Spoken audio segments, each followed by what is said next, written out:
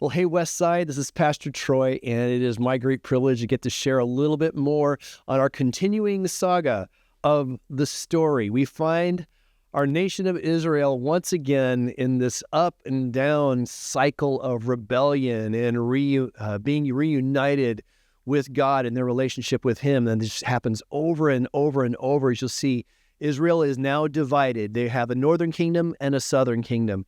And at this point in time, the northern kingdom has now been exiled with the Assyrians. There is this leader who has come and he's taken over. I think his name is Sennacherib, and he has invaded Israel. He has exiled the northern kingdom and made the northern capital is Samaria. There's all of this chaos going on, specifically because they had turned their hearts away from God. They had turned their hearts towards foreign gods, towards pagan gods, and consequently for their rebellion, they continue to suffer the consequences, the natural trajectory, the choices that they have been making. In the southern kingdom, we have a new king coming up. His name is Hezekiah, and he's actually a pretty good guy. He's a pretty good king.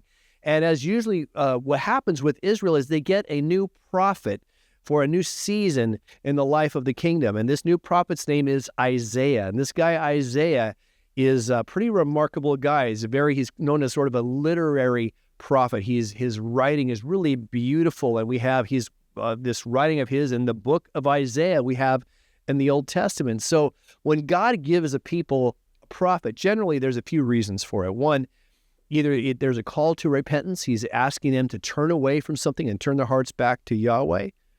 And another time he's giving them a prophet so they're in people who are in need of hope. They have been under some kind of oppression. They've been under the thumb of foreign rule, perhaps. And so the prophet comes to bring a message of hope for the future. And then another way we have a prophet is because he's actually prophesying. He's giving them some sort of hope, not just in their immediate context, but in the far-flung future. And Isaiah does all of these things. Isaiah tells them that they need to, indeed, there's a season coming where they're going to need to repent from their own rebellion. There's a season coming where they're going to need the kind of hope that things can be better, that things can be different. They're going to need to know that one day there's going to be a coming king, the true Messiah, who's going to come and make things right.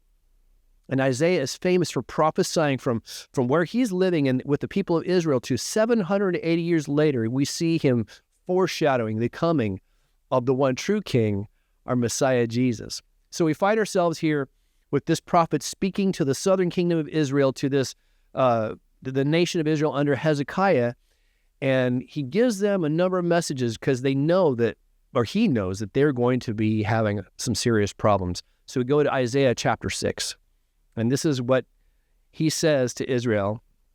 In the year that King Uzziah died, I saw the Lord sitting on a throne, high and lofty, and the hem of his robe filled the temple. And seraphs were in attendance above him. Each had 6 wings. With 2 they covered their faces, with 2 they covered their feet, and with 2 they flew. And one called to another and said, Holy, holy, holy is the Lord of hosts. The whole earth is full of his glory. And the pivots on the threshold shook at the voice of those who called, and the house filled with smoke. And I said, this is Isaiah speaking, he said, Woe is me, I am lost, for I am a man of unclean lips, and I live among a people of unclean lips. Yet my eyes have seen the King, the Lord of hosts. And then one of the seraphs flew to me, holding a live coal that had been taken from the altar with a pair of tongs. And the seraph touched my mouth with it and said, Now that this has touched your lips, your guilt has departed, and your sin is blotted out. What we find out here is Isaiah is confronted with this amazing vision, this amazing, majestic, otherworldly scene where he is confronted with the living God. And what happens with Isaiah is what happens with all of us is in the presence of God, we are undone. What happened with Isaiah is he realized that in the presence of the holy, majestic, creator God, that he realized his brokenness. He realized his sinfulness. He realized how far short he was of the environment of the kingdom of the heavens to which God would be calling him one day. He had fallen short because of his sin. And somehow in the midst of that, when he realized that he is undone in the presence of God, God takes a step to make him clean, to make him worthy, to make him acceptable in that environment. We are undone in the presence of God. And see, this happens to all of us. At some point in time, we hit a wall. I most certainly have hit the wall. You hit a wall where you start to realize that all your effort, all of your goodness, all of your hard work, it doesn't exactly measure up. It doesn't meet the standard. I got to tell you, I spent a lot of years trying to meet the standard. I spent a lot of years working really hard, trying to be a good boy, trying to be a good pastor, trying to be a good friend, trying to be a good husband, trying to be a good musician, a songwriter, a writer, a teacher, all these things. And I was trying so hard, but I started to realize that all of my work wasn't doing the job. I was trying to earn something that I couldn't really earn. It's kind of like this. Let's say we go out to California and we go to the beach, and Michael Phelps and I are standing on the beach, and we're going to attempt to swim to Hawaii.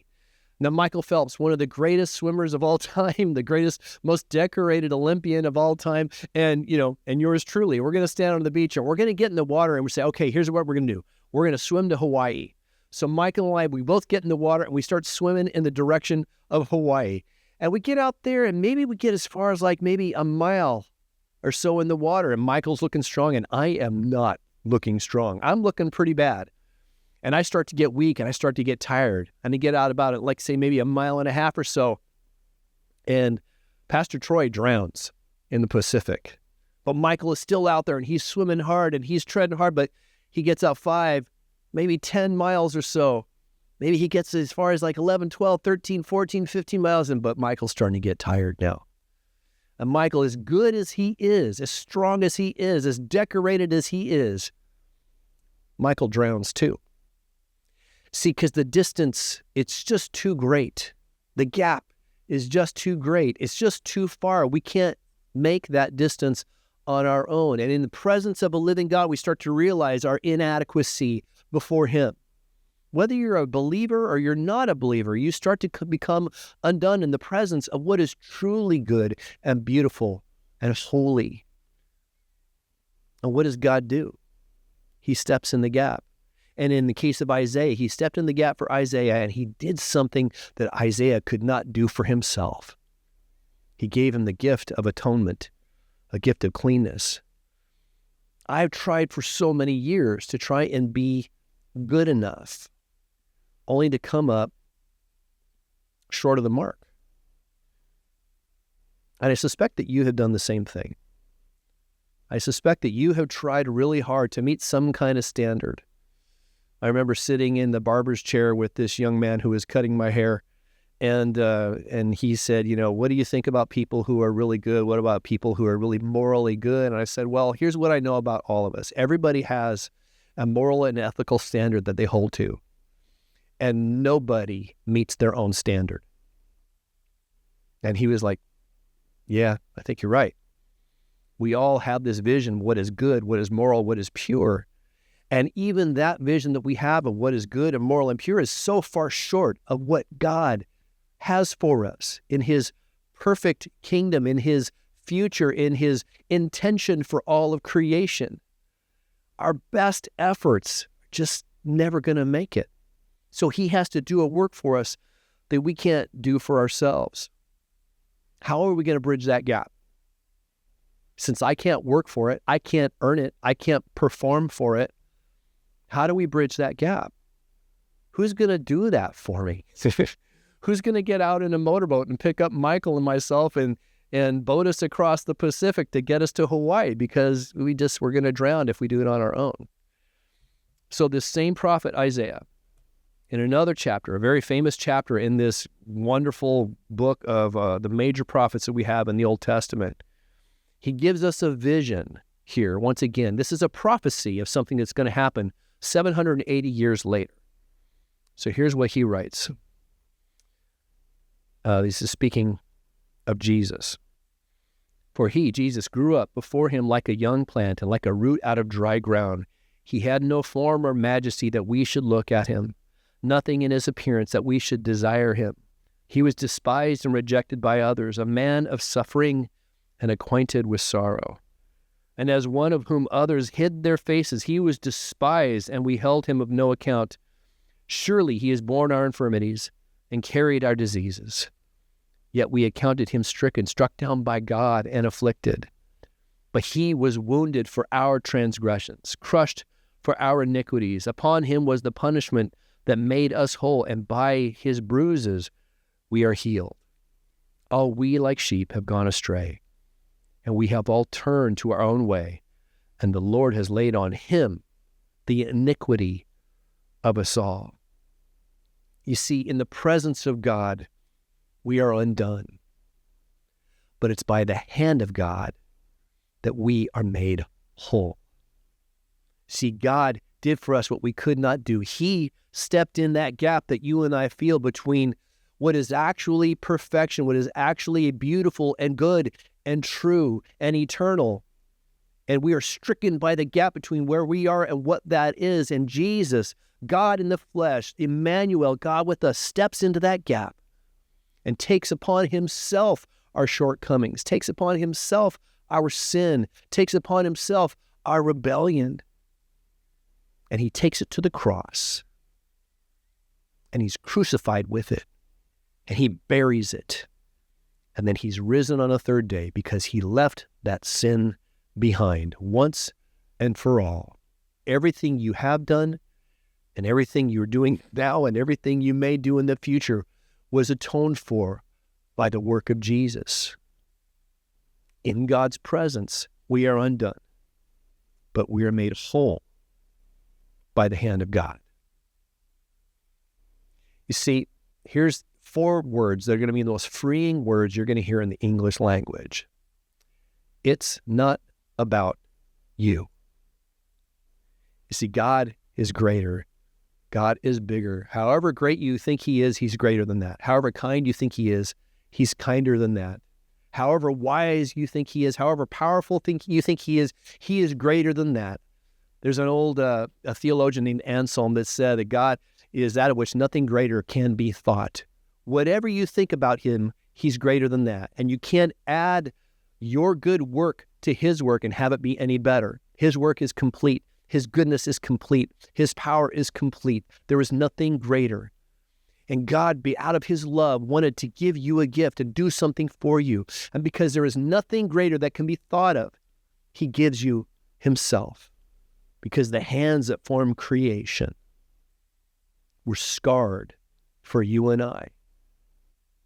And see, we don't cram God into our story. My story, right, is inadequate. My story falls short. We come alive in his story. So I'm telling you today, you can't earn it. You can't perform for it. There's nothing you can do to earn his love and earn his favor. You already have his love and his favor. And he has done the work to atone for all of our shortcomings so that we could stand confidently before him, complete in him, whole in him, coming alive in a new life in his story instead of our own small story. So friends, I want to tell you today, the grace of God is not opposed to your effort. It's opposed to your earning. You don't have to earn it. You don't have to perform for it. You already have it. Live out of that truth, out of that atonement, and out of that abundant grace and love. God bless you.